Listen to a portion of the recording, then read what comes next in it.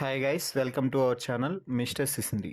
Big Boss Telugu season 9లో ఈ వారం కెప్టెన్సీ కంటెండర్స్ టాస్క్లో భాగంగా బీబీ వాంటెడ్ పేట టాస్క్ అయితే జరుగుతున్న సంగతి తెలిసిందే. ఈ టాస్క్లో గ్యాంగ్స్టర్స్ లీడర్గా మాస్ మాధురి, సైలెన్సర్ సంజన ఉన్న సంగతి తెలిసిందే.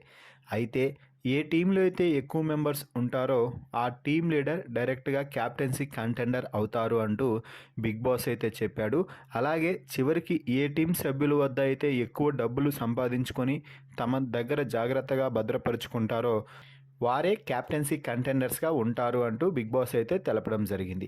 అయితే ఇమ్మాన్యుయల్ సంజనాతో లోపల మంతనాలు జరిపి మాధురి టీంలోకైతే వచ్చారు. దీంతో మాధురికి ఎక్కడో తేడా కొడుతుంది సీనా అన్నట్టుగా ఇమ్మాన్యుయల్తో మాట్లాడి, నువ్వు మీ అమ్మ టీంలోకి పోతావు కదా, ఎందుకు పోలేదు అంటే ఇమ్మాన్యుయల్ ఇచ్చిన సేఫ్ ఆన్సర్ ఏమిటో తెలుసా?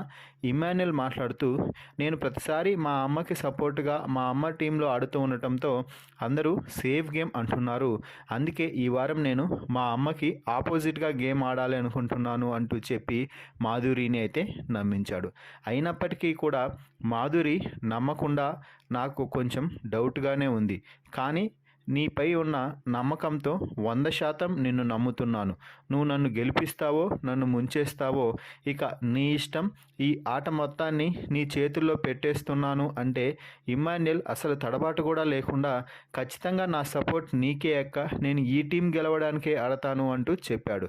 అయితే బిగ్ బాస్ చెప్పాడు, ఇక గ్యాంగ్స్టర్స్ అందరూ కూడా పక్క టీంలోకి కూడా వెళ్ళవచ్చు అంటూ ఒక ప్రకటన రాగానే ఇమ్మాన్యుయల్ దెబ్బకి ప్లేట్ తిప్పేశాడు.